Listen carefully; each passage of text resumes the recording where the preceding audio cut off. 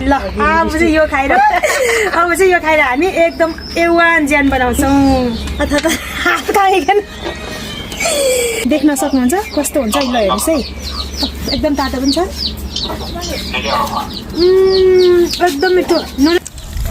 अम्म मिठो नानी पो भन्दैछु त ओ बुई। ल हेर्नु लु देख्यो। ल है आज चाहिँ म तपाईँहरूलाई सिप्पीको चाहिँ सब्जी खुवाउँछु र सिप्पी चाहिँ एकदमै स्वास्थ्यको लागि पनि एकदमै राम्रो हो। यो चाहिँ ल्याएको सिप्पी। ल हेर्नुहोस्, आज चाहिँ हामी यो सिप्पीको सब्जी खानेछौँ र यो भित्र कत्रो कत्रो छ भन्ने कुरो म तपाईँलाई देखाउँछु। धुनुपर्छ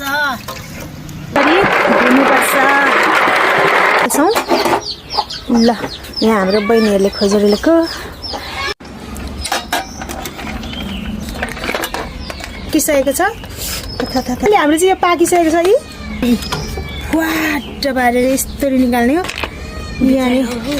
यस्तरी यस्तो हो। अनि अब यसलाई चाहिँ फेरि अब हामी यस्तो सबै भइसकेको छ। अब यसलाई चाहिँ अब हामी फेरि भिजाउँछौँ हुन्छ है। लु ल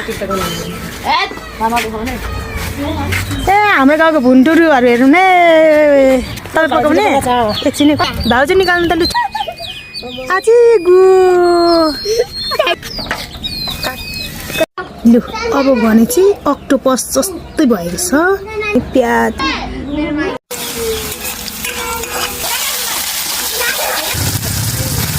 खतरा होला।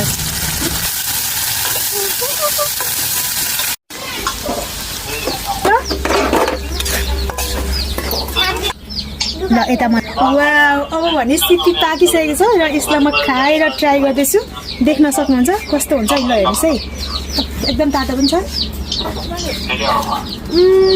एकदम मिठो। नुन लागेन छ सलिन।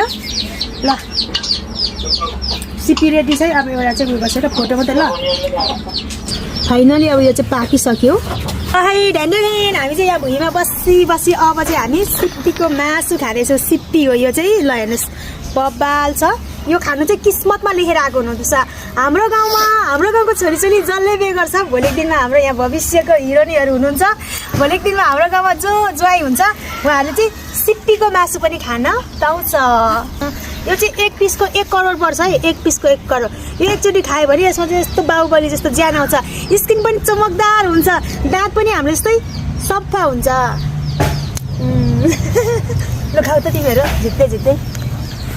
अब हाम्रो यहाँ आऊ न बहिनी, बस न, छिटो आउनु न। मिठो वा।